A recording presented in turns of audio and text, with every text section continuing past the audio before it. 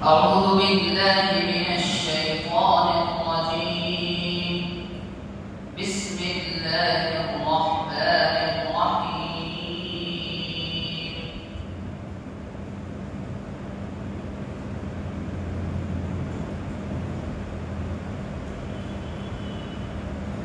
إن الله لا يغفر أن يشرك به ويغفر ما دون ذلك لمن يشاء ومن يشرك بالله فقد ضل ضلالا بعيدا.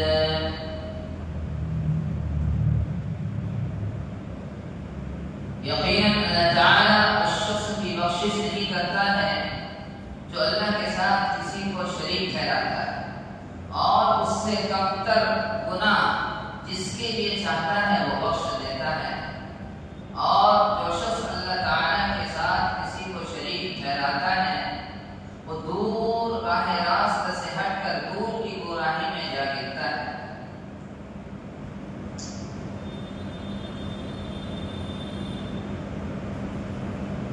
سورہ نساء کی ایک آیت جو 7ویں رکوع میں گزری ہے وہ بھی اسی جیسی ہے کہ ان اللہ لا یغفر ان یشرک به ویغفر ما دون ذلك لمن یشاء ومن یشرک باللہ فقد استوى اثما عظیما۔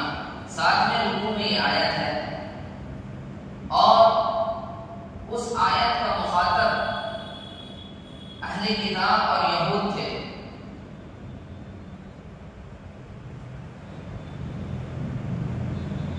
جس کو بذریعہ تورات، یعنی ان کی کتاب جو تورات تھی، ان کے ذریعے سے ان کو یہ علم ہو چکا تھا کہ توحید برحق ہے، کفر و شرک باطل ہے۔ یہ باتیں جب ان کو ان کی کتاب میں پتہ چل گیا، اور پتہ چلنے کے باوجود انہوں نے کفر اور شرک کو اختیار کیا۔ اس کا کفر اور شرک کا اختیار کرنا گویا کہ تورات کے احکام کی مخالفت کرنا، یا پھر تورات کے اندر افتراء یعنی من گھڑت باتیں بیان کرنا ہے، جبکہ تورات کے اندر یہ بات واضح طور پر لکھ دی گئی تھی کہ توحید اصل چیز ہے اور کفر و شرک یہ اللہ کے نزدیک باطل چیز ہے جو قابل قبول نہیں ہے۔ اور یہ بھی بات واضح کر دی گئی تھی تورات کے اندر کہ آخری نبی جناب محمد رسول اللہ صلی اللہ علیہ وسلم کا مبعوث ہونا برحق ہے۔ ان تمام باتوں کو وہ جانتے ہوئے کفر و شرک پر اڑے رہنا اور اس کتابوں کے احکامات کے اندر افتراء یعنی جھوٹ باندھنا، یہ ان کی فطرت تھی، جس کی وجہ سے 7ویں رکوع کے اندر فقد استوى اثما عظیما کا لفظ آیا۔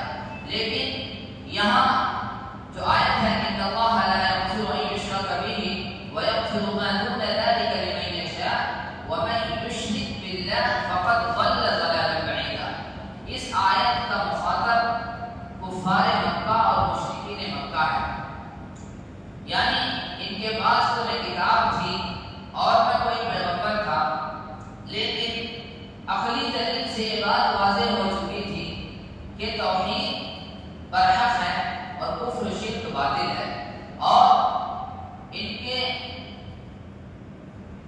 ادنا سے ادنا عقل والے کے نزدیک بھی ہاتھ سے بنا کر پوجا کرنا، ہاتھ سے بنی ہوئی بتوں کی پوجا کرنا، یہ ان کے ادنا سے ادنا عقل والوں کے خلاف بھی لغو اور بےہودہ باتیں تھیں۔ یہ تمام باتیں ان کے عقلی دلائل سے جب ثابت ہو گئی، پھر بھی یہ لوگ کفر شرک پر اڑے رہے۔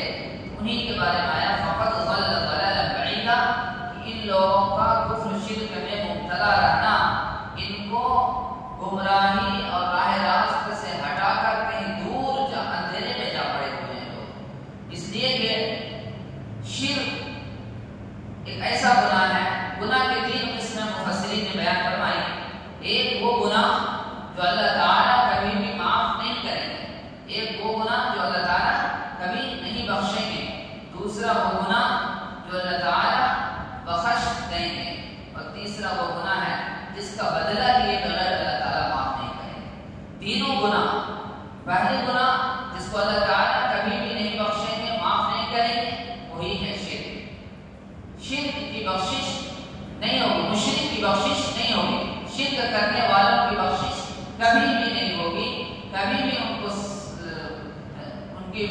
معافی نہیں ہوگی.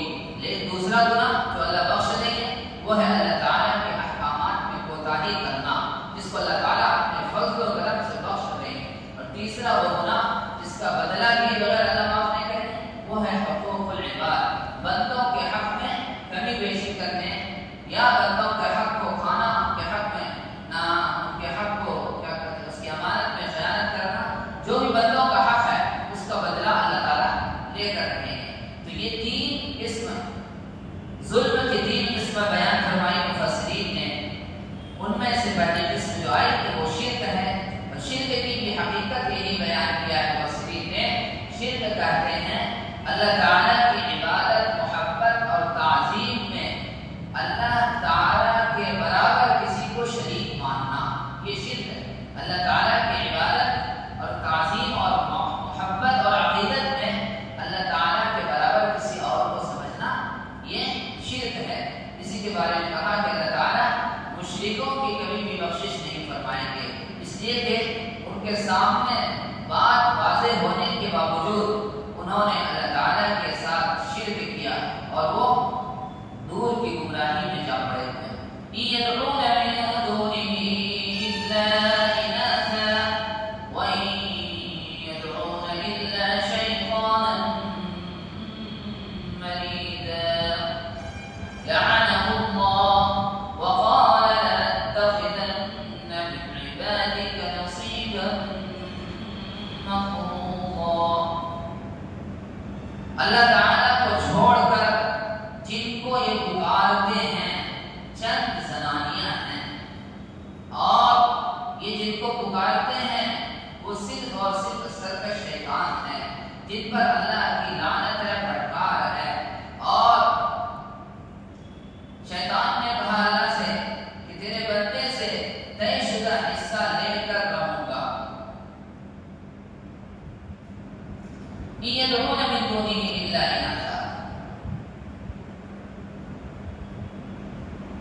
اہل عرب جن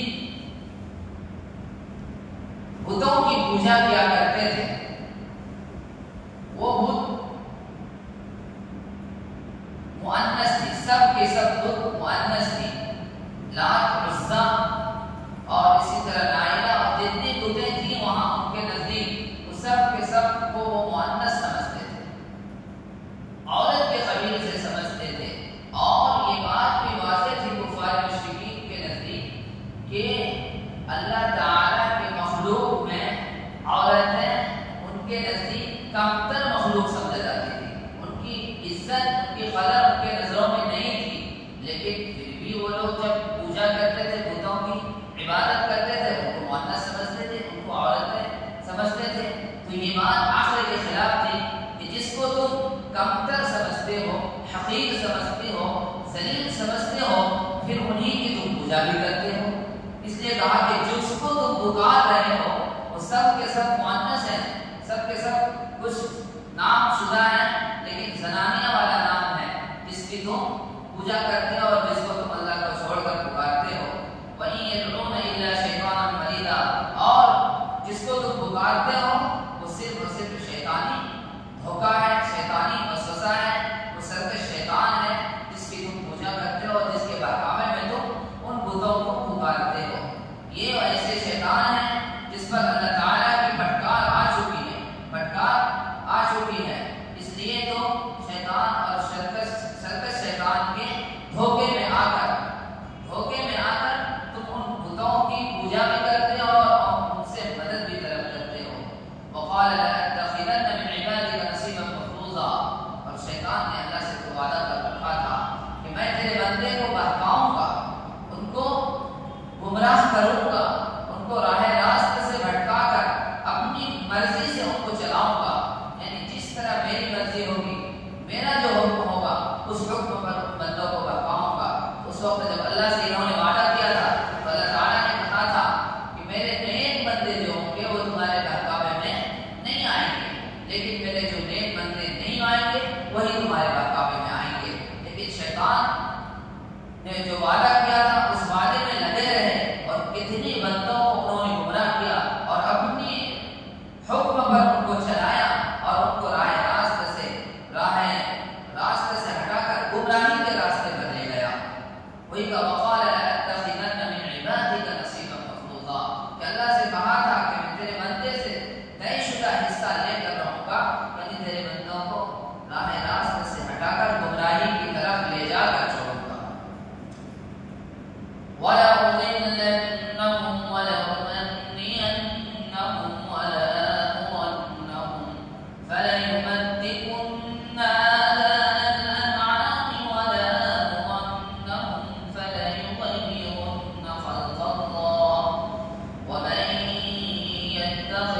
الشيطان وليا من دون الله فقد خسر خسرانا مبينا. اور میں ان کو بہکاؤں گا، گمراہ کروں گا، اور میں ان کی آرزوؤں کو بڑھا دوں گا، ان کو امیدیں دلاؤں گا. وَلَأَمُرَنَّهُمْ، اور میں اس کو حکم دوں گا کہ وہ چوپایوں کے کان کو چیر دے. وَلَأَمُرَنَّهُمْ، اور میں ان کو حکم دوں گا کہ وہ اللہ تعالی کی خلقت میں تغیر و تبدل کرے. اور جس شخص نے شیطان کو یاد بنا لیا اللہ کو چھوڑ کر، تو کھلا گمراہی میں اور خسارے میں.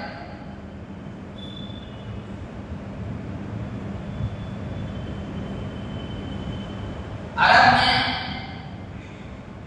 کچھ چوپایوں کو بتوں کے نام پر وقف کیا جاتا ہے. آج بھی بہت جگہ پر کیا جاتا ہے. وہ جانور کو چھوڑ دیا جاتا ہے بتوں کے نام پر، نہ ان سے فائدہ اٹھانا یا ان سے کوئی طرح سے فائدہ اٹھانا اس کو ناجائز سمجھتے تھے. آج بھی سمجھا جاتا ہے. تو اہل عرب شیطانی وسوسے اور شیطان کے حکم پر ان کے کانوں کو چیر کر ایک نشان دیا کرتے تھے، یا کوئی آلہ لٹکا کر ان کو چھوڑ دیا کرتا تھا شیطان اور بتوں کے نام پر وقف کر دیا کرتا تھا.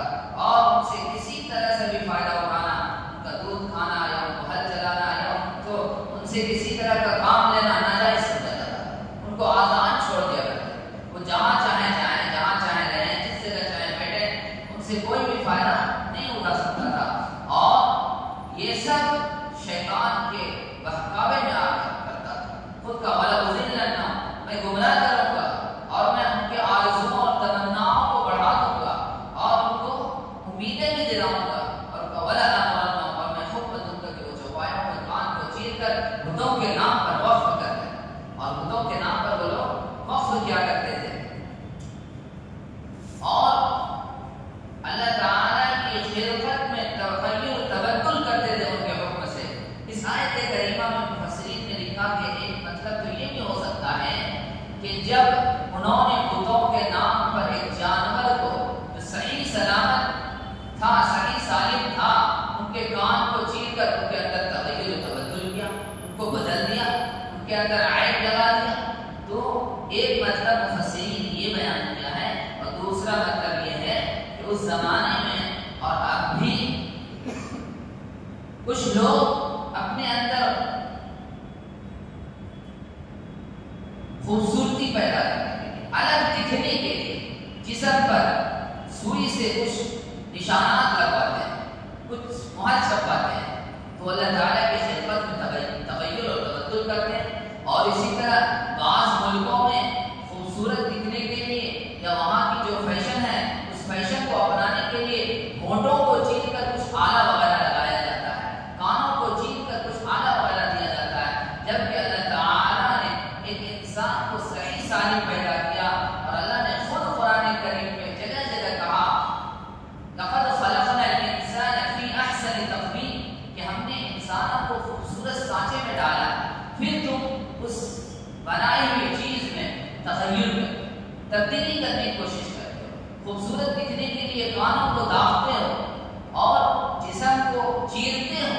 یہاں تک کہ افریقہ کے کئی علاقوں میں، کئی بستیوں میں ایسی جگہ بھی دیکھی گئی ہے جو میں نے خود دیکھا ہے کہ وہاں لوگ عورتیں خوبصورت دکھنے کے لیے ہونٹ کے نچلے حصے کو چیر کر کچھ لکڑیاں پہنتی ہیں، کچھ آلات پہنتے ہیں، کانوں کو چیر کر طرح طرح کے آلہ لگاتے ہیں. جب اللہ تعالیٰ نے کہا قرآن میں فَسَوَّاكَ فَعَدَلَكَ، ہم نے انسانوں کو ایک بہترین سانچے میں ڈالا، تم پھر اس کے اندر تغیر تبدل کر کے اللہ کی خلقت میں تبدیلی کرنا چاہتے ہو، اللہ کی پیدائش میں تبدیلی کرنا چاہتے ہو. جبکہ اللہ تعالیٰ نے ہر انسان کو درست اور صحیح سلامت بنایا، ٹھیک طریقے سے بنایا. فَسَوَّاكَ فَعَدَلَكَ، یعنی جس چیز کو جہاں پیدا کرنا تھا، جہاں سیٹ کرنا تھا، جہاں فٹ کرنا تھا، اللہ نے وہیں ان کو فٹ کیا. کان کو کان کی جگہ، ناک کو ناک کی جگہ رکھا. اگر ناک کو کان کی جگہ کر دیا جائے، کان کو ناک کی جگہ کر دیا جائے تو تبدیلی تو ہے وہی کہا کہ میں حکم دوں گا تو وہ کیا کریں گے؟ اللہ کی تخلیق میں، اللہ کی پیدائشی میں جو اللہ نے پیدا کیا اس میں تبدیلی کرنے کی کوشش کریں، اور ایسا ہو رہا ہے۔ آج شیطان کے حکم پر کتنے لوگوں نے اپنے جسم کو تغیر اور تبدل سے بدل رہا ہے۔ کچھ عورتیں بھی خوبصورت ہونے کے لیے طرح طرح کے آلات لگاتے ہیں، طرح طرح کی چیزیں استعمال کرتے ہیں اور اپنے آپ کو بدلنے کی کوشش کرتے ہیں، جبکہ اللہ تعالیٰ نے خود کہا لقد خلقنا الانسان فی احسن تقویم، ہم نے انسان کو بہترین سانچے میں ڈالا ہے، پھر تم انسانی مصنوعی چیزوں کے ذریعے سے خوبصورت بننے کی کوشش کرتے ہو، تو اس کا نتیجہ کیا ہوتا ہے؟ تو ایک تو خوبصورتی بھی نہیں آتی اور اوپر سے شیطان کی پیروی بھی کرتے ہیں۔ وَلَآمَنَّهُمْ فَلَيُغَيِّرُنَّ خَلْقَ اللَّهِ، کہ میں انسانوں کو گمراہ کروں گا اور ساتھ ساتھ حکم دوں گا کہ وہ اللہ تعالیٰ کی پیدائشی چیز میں تغیر اور تبدل کرے، تبدیلیاں پیدا کرے۔ اور جس شخص نے اللہ تعالیٰ کو چھوڑ کر شیطان کو دوست بنایا، اپنا یار بنایا، تو اس کھلا کھلا گمراہی کا اور خسارے میں۔ وَمَن يَتَّخِذِ الشَّيْطَانَ وَلِيًّا مِن دُونِ اللَّهِ فَقَدْ خَسِرَ خُسْرَانًا مُبِينًا، جس شخص نے اللہ تعالیٰ کو چھوڑ کر اپنا یار اور اپنا دوست شیطان کو بنا لیا، وہ کھلا کھلا گمراہی اور خسارے میں۔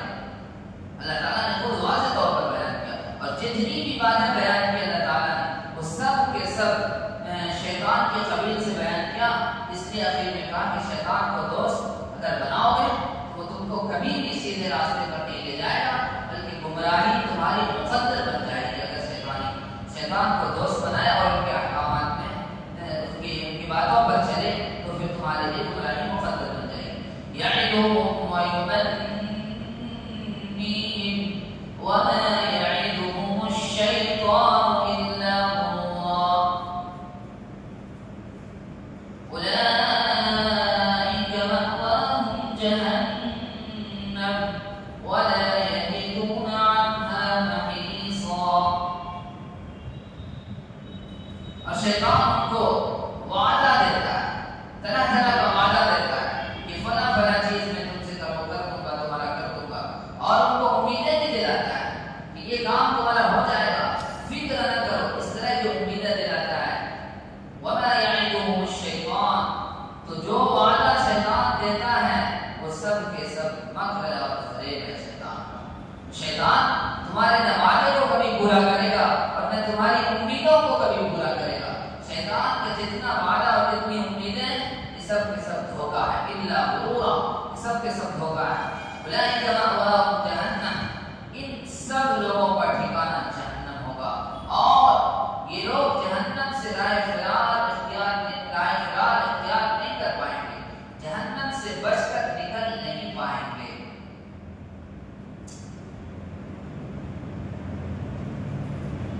والذین آمنوا وعملوا الصالحات سندخلهم جنات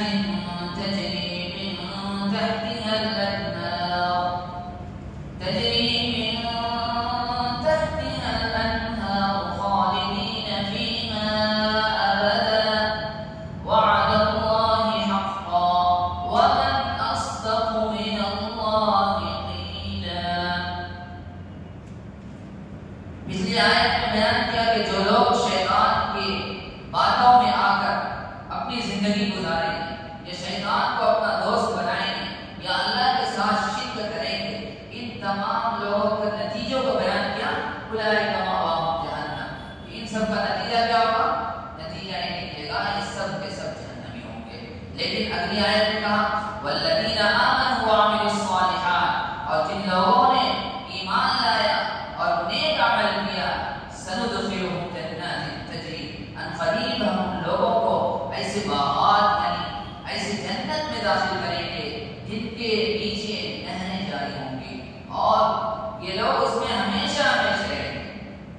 اور یہ وعدہ اللہ کا سچا وعدہ ہے، اور اللہ تعالیٰ سے زیادہ سچی بات کون کر سکتا؟ اس آیت کریمہ میں اللہ تعالیٰ نے ان لوگوں کو خوشخبری دی اور ان لوگوں کو بشارت دی جن لوگوں نے ایمان لے کر نیک عمل کیا، ایمان لانے کے ساتھ ساتھ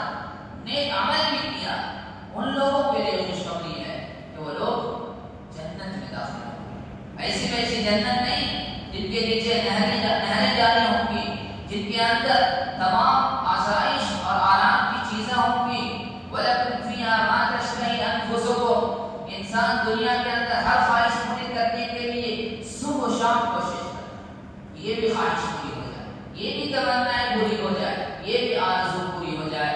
انسان کو اس بات کو یاد رکھنا چاہیے کہ دنیا ہر خواہش اور ہر تمنا پوری کرنے کی جگہ نہیں ہے. اگر دنیا ہی کے اندر انسان کی ہر خواہش اور ہر آرزو اور ہر تمنا پوری ہو جاتی تو جنت اللہ تعالیٰ نے کس سے بنائی؟ جنت اللہ تعالیٰ کا بنانے کا مقصد یہ ہے کہ نیک انسان کو وہاں داخل کر کے ان کی ہر خواہش کو وہاں پوری ہو جائے. انسان نیک عمل کر کے جب جنت جائے گا تو جنتیوں کی جنت میں ہر خواہش پوری ہوگی. دنیا میں انسان چاہتا ہے کہ خواہش پوری ہو جائے تو یہ خیال استو محال ہے. یہ خیال کرنا محال ہے, جنون ہے, پاگل پن ہے کہ اللہ تعالیٰ دنیا کے اندر ہر خوشی دے دے, دنیا کے اندر ہر آرزو پوری کر دے, ہر تمنائیں پوری کر دے. ایسا نہیں ہے. اگر ایسا ہو بھی گا تو جنت کے اندر ہی ہوگا. دنیا کے اندر انسان کے ساتھ ہر خواہش پوری نہیں ہو سکتی ہے. وہی کہا ایسی جنت ملے گی جن کے نیچے نہریں جاری ہوں گی, جس میں انسان ہمیشہ ہمیشہ رہے گا. دائمی ابدی زندگی, ابدی زندگی, کبھی بھی ختم نہیں ہوگی وہ زندگی. اس لیے کہا کہ نیک عمل کے ساتھ ساتھ اگر ایمان ہے تو پھر اللہ تعالیٰ نے جو وعدہ کیا ہے وہ وعدہ اللہ پورا کرے گا. اللہ تعالیٰ کا وعدہ کبھی بھی جھوٹا نہیں ہو سکتا اور اللہ تعالیٰ کی بات میں بھی کبھی تبدیلی نہیں آ سکتی. اللہ تعالیٰ خود قرآن کریم میں فرمایا ما یبدل القول لدی وما انا بظلام للعبید. ہمارے بات میں کبھی بھی تغیر اور تبدل نہیں ہوگا. میں نے جو کہہ دیا وہ پوری ہوگا, وہ سچ میں ہوگا اور اس سے میں ایک ذرہ برابر بھی کمی اور بیشی نہیں کی جائے گی. وعد اللہ حقا, یہ سب کا سب سچا وعدہ ہے اللہ تعالیٰ کا. اور اللہ تعالیٰ سے سچ بات کون کر سکتا ہے؟ اللہ تعالیٰ سے بہتر سچی بات کون کر سکتا ہے؟ لیس بِأَمَانِيكُمْ وَلَا أَمَانِيِّ أَهْلِ الْكِتَابِ مَن يَعْمَلْ سُوءًا يُجْزَ بِهِ وَلَا يَجِدْ لَهُ مِن دُونِ اللَّهِ وَلِيًّا وَلَا نَصِيرًا. تمہاری تمنائیں جنت میں تم کو نہیں پہنچا سکتی اور نہ اہل کتاب کی آرزوئیں ان کو جنت میں پہنچا سکتی ہیں. جو شخص برا عمل کرے گا ان کو اس کا بدلہ ملے گا اور اس کے لیے اللہ کے علاوہ نہ کوئی یار ہوگا نہ کوئی مددگار ہوگا.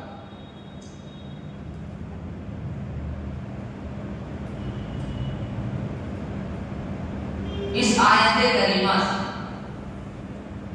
ایک مکالمہ جو اہل کتاب اور مسلمانوں کے درمیان ہوا تھا, اس مکالمے اور اس بحث و مباحثہ کے تحت اللہ تعالیٰ نے یہ آیت نازل فرمائی. ہوا یہ تھا, حضرت قتادہ رضی اللہ تعالیٰ عنہ ارشاد فرماتے ہیں نبی کریم علیہ السلام نے ارشاد فرمایا کہ ایک مسلمان اور ایک اہل کتاب یعنی یہود یہ آپس میں تفاخرانہ گفتگو کرتے ہیں, ایک دوسرے پر فخر والی باتیں کرتے ہیں. اہل یہود کہہ رہے تھے کہ میں تم سے بہتر ہوں مسلمانوں سے. اہل یہود مسلمانوں سے کہہ رہے تھے میں تم سے بہتر ہوں اس لیے کہ میں جس نبی کو مانتا ہوں وہ نبی تمہارے نبی سے پہلے آئے اور میں جس کتاب پر یقین رکھتا ہوں, ایمان لاتا ہوں, وہ کتاب بھی تم سے پہلے نازل ہوئی. تو مسلمانوں نے جب ان کی بات سنی تو اس نے کہا اچھا بات اصل یوں ہے کہ میں تم سے نہیں, تم سے پہلے جتنے لوگ آئے سب سے بہتر ہوں.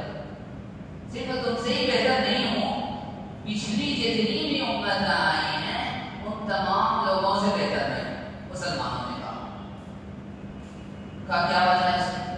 کہا وجہ یہ ہے کہ میں جس نبی کو مانتا ہوں وہ ایسے نبی ہیں جنہوں نے تمام نبیوں کے سلسلے کو ختم کر دیا. اب دنیا کے اندر قیامت تک کوئی نبی نہیں آئے گا. جب کوئی نبی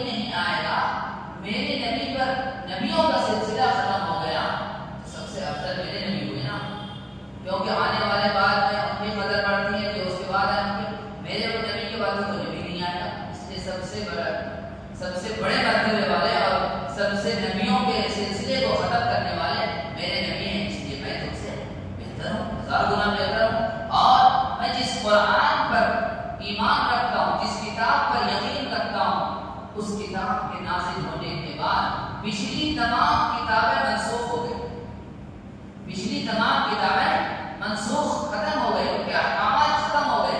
جب میں میرے نبی پر جو کتاب آئی اور جس کتاب پر میں ایمان لاتا ہوں، اس کتاب کے آنے کے بعد اب دوسری کتابوں کے احکامات منسوخ ہو گیا۔ اب صرف اور صرف قیامت تک یہی کتاب کا حکم اور احکام چلے گا۔ میں تم سے بہتر ہوں۔ تب اللہ تعالیٰ نے آیت نازل فرمائی، لیس بِأَمَانِیِّکُمْ وَلَا أَمَانِیِّ أَہْلِ الْکِتَابِ، کہ تمہارا ایک دوسرے پر فخر کرنا یہ نازل ہے، یہ بات زیب نہیں دیتا، اس لیے کہ محض اشرف یا مشرف کتاب پر ایمان لانا کافی نہیں ہوگا، افضل نبی پر ایمان لانا کافی نہیں ہوگا، بلکہ اعمال بھی اس کیفیت اور اس لیول کا ہونا چاہیے، کیونکہ ایمان کے اللہ تعالیٰ کے یہاں اعتبار جو ہے وہ اعمال کا اعتبار ہے۔ فقط فخر بیان کرنے سے جنت میں تم نہیں چلے جاؤ گے، یا اہل کتاب کو کہا کہ آرزوئیں کر لینے سے جنت میں نہیں چلے جاؤ گے، بلکہ اگر اعمال صحیح ہوگا، حسن اعمال تمہارے اندر پایا جائے گا، تبھی تم سچے پکے مسلمان ہونے کے ساتھ ساتھ کامیاب مسلمان ہو سکتے ہو۔ کامیاب مسلمان تب ہو سکتے ہو، تب تمہارا فخر کرنا قابل قبول ہوگا، ورنہ خالی فخر کرنا اور خالی خیالی پلاؤ پکانے سے کامیاب انسان نہیں بن سکتے ہو۔ لیس بِأَمَانِیِّکُمْ وَلَا أَمَانِیِّ أَہْلِ الْکِتَابِ، کہ تمہاری تمنائیں تم کو جنت میں نہیں لے جا سکتی ہے، اور نہ اہل کتاب کی آرزوئیں ان کو جنت میں لے جا سکتی ہے، بلکہ تمہارے اعمال تم کو جنت میں لے جائیں گے۔ اب اگر تم نیک عمل کرو گے تو پھر تم جنت کے مستحق ہوگے، اور اگر نیک عمل نہیں کرو گے تو کہا مَن یعمل سوءا یجزَ بِہ، جس شخص نے برا عمل کیا اس کو اس کا بدلہ ملے گا۔ یہ آیت کریمہ جب نازل ہوئی، ائمہ اور مفسرین لکھتے ہیں، حضرت ابو ہریرہ رضی اللہ تعالیٰ عنہ سے بیان کرتے ہیں کہ حضرت ابو ہریرہ رضی اللہ تعالیٰ عنہ کے سامنے جب یہ آیت آئی تو انہوں نے آپ علیہ السلام سے عرض کیا، اس آیت نے تو کچھ چھوڑا ہی نہیں، کہ جو بھی برا عمل کرے گا اس کو اس کا بدلہ دیا جائے گا۔ تو جب یہ بات ابو ہریرہ رضی اللہ تعالیٰ نے حضور علیہ السلام کے پاس رکھی کہ اب اس آیت کے ذریعے سے ساری بات واضح ہو گئی، اور اس آیت نے کچھ بھی بخشش اور معافی کا ذریعہ ہی نہیں چھوڑا، کیونکہ ہر انسان کے اندر کچھ نہ کچھ کمی کوتاہی اور برائی ہے، اس کا اس کو بدلہ ملنا ہے۔ آپ علیہ السلام نے عرض کیا، فکر نہ کرو، اپنی قوت اور اپنے طاقت کے بقدر عمل کرتے رہو۔ آپ علیہ السلام نے نصیحت فرمائی، حضرت ابو ہریرہ رضی اللہ تعالیٰ عنہ جلیل القدر صحابی ہیں، ان سے نصیحت فرمائی کہ آپ فکر نہ کریں، آپ اپنی طاقت اور قوت کے اعتبار سے عمل کرتے رہیں۔ یہ آیت جو یہاں ہے، اس آیت کا بدلہ ضروری نہیں ہے کہ جہنم ہی جانا پڑے۔ اس آیت میں جو کہا جو برا عمل کرے گا اس کو اس کا بدلہ ملے گا، تو اس کے بدلے میں ضروری نہیں کہ جہنم ہی ملے، بلکہ آپ نے فرمایا کہ تمہارے پاس جو تکلیفیں یا مصیبتیں پہنچتی ہیں، یعنی مومن کے پاس جو پریشانی یا تکلیفیں پہنچتی ہیں وہ بھی گناہوں کا کفارہ ہو جاتا ہے۔ ضروری نہیں کہ جہنم ملے گا، بلکہ اگر تم سے کوئی لفظش، کوئی خطا، کوئی چوک ہوئی ہو تو اللہ تعالیٰ دیگر مصیبتوں کے ذریعے سے اس چوک کا کفارہ کر دے گا۔ یہی آیت جب آپ علیہ السلام حضرت ابو بکر رضی اللہ تعالیٰ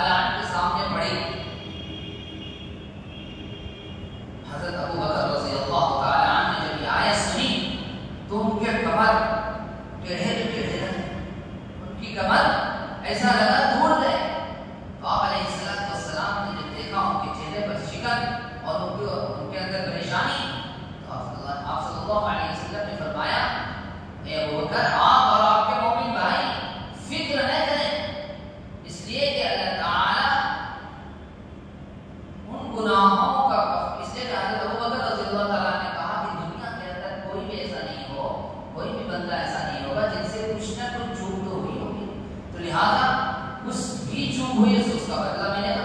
تو آپ علیہ السلام نے فرمایا بدلہ کا طریقہ اللہ تعالیٰ نے یہ بھی بیان کیا ہے کہ تم کو کوئی مصیبت یا تکلیف یا بخار آ جائے، بخار بھی آ جاتا ہے، وہ بھی ایک تکلیف ہے، وہ بھی تمہارے گناہوں کے لیے کفارہ ہے. حضرت عائشہ رضی اللہ تعالی عنہا ام المؤمنین فرماتی ہیں کہ رسول اللہ صلی اللہ علیہ وسلم نے ارشاد فرمایا کہ انسان کو تھوڑی سی مشقت بھی پہنچتی ہے تو ان کے گناہوں کا کفارہ ہوتا ہے. انسان سے مراد مومن بندہ، مومن بندے کو تھوڑی سی بھی مشقت یا پریشانی پہنچتی ہے، حتیٰ کہ یہاں تک بیان فرمایا علیہ السلام نے کہ انسان جب کسی چیز کو تلاش کرنے کے لیے ایک جیب میں ہاتھ ڈالتا ہے اور وہ سامان اس کو اس جیب میں نہیں ملتا ہے بلکہ دوسرے جیب میں ہوتا ہے، تو اتنی سی مشقت پہلی جیب میں ہاتھ ڈالنے کے بجائے دوسری جیب میں ڈالنے کی جو مشقت ہے ہوئی، یہ بھی گناہوں کا کفارہ ہے. مومن بندوں کے لیے یہ بھی گناہوں کا کفارہ ہے. تو صحابہ رضوان اللہ علیہم اجمعین کو علیہ السلام نے تسلی دی کہ ضروری نہیں کہ گناہوں کا بدلہ، چوک کا بدلہ، سیئات کا بدلہ جہنم ہی ہو، بلکہ اللہ تعالیٰ مومنوں کو دنیا کے اندر مصیبتوں میں مبتلا کر کے ان کو اوپر کوئی پریشانیاں، ان کو کسی آزمائش میں مبتلا کر کے ان کے گناہوں کو جھاڑ دیتا ہے، ان کے گناہوں کو ختم کر دیتا ہے. تو اللہ تعالیٰ سے تم امید رکھو اور اپنی طاقت اور قوت کے وقت عمل کرتے رہو، عمل چھوڑنا نہیں. ولا یجدون، اس لیے کہ تمہارا اللہ تعالیٰ کے سوا نہ کوئی یار ہے اور نہ کوئی مددگار ہے. وَمَن يَعْمَلْ مِنَ الصَّالِحَاتِ مِن ذَكَرٍ أَوْ أُنثَىٰ وَهُوَ مُؤْمِنٌ فَأُولَٰئِكَ يَدْخُلُونَ الْجَنَّةَ وَلَا يُظْلَمُونَ نَقِيرًا. اور جس شخص نے نیک عمل کیا، خواہ وہ مرد ہو یا عورت، مذکر ہو یا مؤنث، شرط یہ ہے کہ وہ مومن ہو، تو یہ لوگ جنت میں داخل ہوں.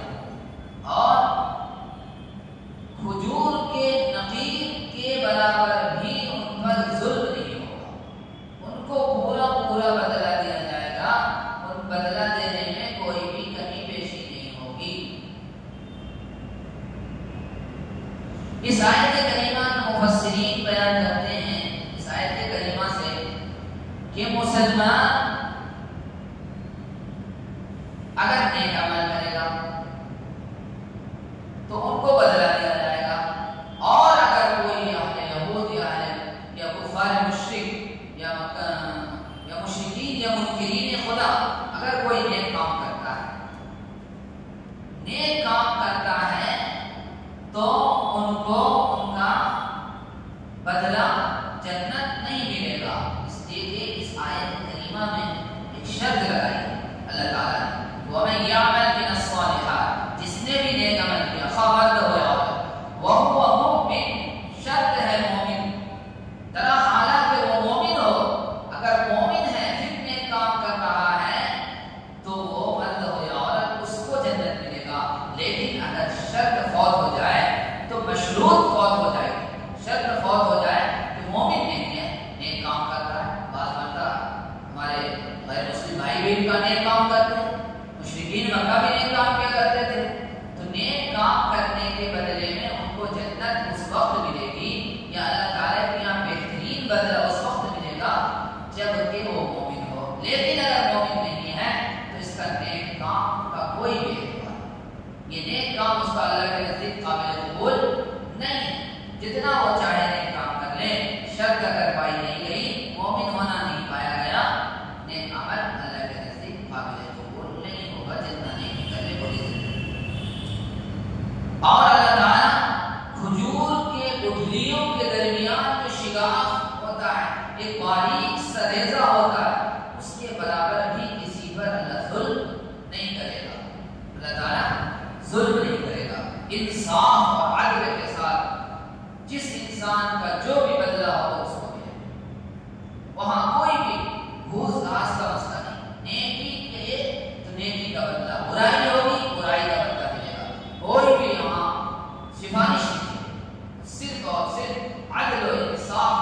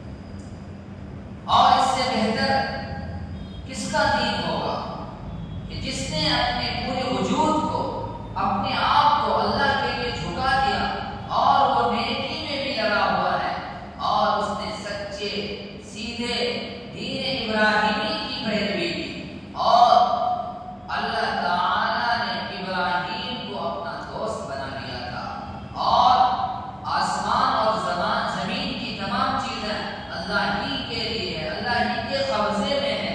وَكَانَ اللَّهُ بِكُلِّ شَيْءٍ مُحِيطًا، اور اللہ تعالیٰ تمام چیزوں کو احاطہ کر رکھا ہے، تمام چیزوں کو اپنے قابو میں کر رکھا ہے۔ مفسرین بیان کرتے ہیں کہ نیک عمل کی دو شرطیں ہیں، ایک قابل قبول عمل وہی ہے اللہ کے نزدیک جس میں دو شرطیں پائی جائیں، من اسلم وجهه للہ، اسلم وجهه للہ، من اسلم وجهه للہ، اور دوسری شرط وهو محسن۔ من اسلم وجهه للہ سے مراد یہ ہے کہ جو شخص اللہ کی عبادت کرتا ہو، اللہ کی نیکی کرتا ہو، اس کے اندر اخلاص اگر ہے تو اللہ کے یہاں قبول ہے، دکھاوا اور ریاکاری ہے تو اللہ کے یہاں قبول نہیں ہے۔ ریاکاری کو اللہ پسند نہیں کرتا ہے، دکھاوے کو اللہ پسند نہیں کرتا ہے۔ جب بھی آپ عبادت کریں، اللہ کے احکامات کی پیروی کریں، اس کے اندر اخلاص ہونا چاہیے۔ صرف میں جو کر رہا ہوں یہ صرف اللہ کی رضا کے لیے کر رہا ہوں اور اللہ کے لیے کر رہا ہوں، اس میں کوئی دکھاوا مقصود نہیں ہے، کوئی تعریف مقصود نہیں ہے، صرف اور صرف اخلاص مقصود ہے۔ من اسلم وجهه للہ، وہ عبادت قبول ہے۔ دوسرا وهو محسن، اور وہ جو نیک کام کر رہے ہو وہ طریقے حسن طریقے پر ہو، اچھے طریقے سے ہو، کامل طریقے سے ہو۔ اچھے طریقے سے ہونے کا مطلب یہ ہے کہ اس کے اندر اپنی طرف سے کچھ لگایا ہوا نہ ہو، بلکہ اللہ نے اور اللہ کے رسول نے جو عمل بتا دیا ہو اسی کے منشے کے مطابق ہو، اس کے منشے اور مرضی کے مطابق اگر عمل ہوگا تو یہ حسن اعمال کہلاتا ہے۔ اس لیے یہ دونوں شرط جب اعمال کے اندر پائی جائے تو وہ اعمال اللہ کے نزدیک قابل قبول ہوگا، ورنہ اللہ تعالیٰ کے نزدیک قابل قبول نہیں ہوگا۔ پچھلے مذاہب باطلہ کو بھی اگر ان پر نظر دوڑائیں گے تو ان لوگوں کے اعمال اسی لیے رد ہو گئے کہ نہ ان کے اندر اخلاص تھا اور نہ اس کے اندر رسول اللہ اور اللہ کے بتائے ہوئے طریقے کے مطابق کام تھا، بلکہ من گھڑت چیزیں بیان لگا کر انہوں نے عبادت کی۔ تو اپنی طرف سے عبادت میں کوئی چیز گزرنا نہیں ہے، بلکہ جب بھی عبادت کریں تو آپ خود یا پوچھیں یا جانکاری لیں کہ اللہ کے رسول نے اس کام کو کس طرح کیا یا کس طرح بتایا یا کس طرح کرنے کا حکم دیا ہے۔ ان چیزوں کو مد نظر رکھتے ہوئے اعمال اور عبادت کریں گے تو اللہ کے یہاں قابل قبول ہوگا وہ عمل، ورنہ قابل قبول نہیں ہوگا۔ اور اللہ تعالیٰ نے ابراہیم کو اپنا دوست بنا لیا تھا، اس لیے بنا لیا تھا کہ ابراہیم علیہ السلام کا اخلاص عالی درجے کا تھا۔ ابراہیم علیہ السلام پہ عبادت کرنے کا جو طریقہ تھا وہ حسن عمل سے بھی زیادہ تھا،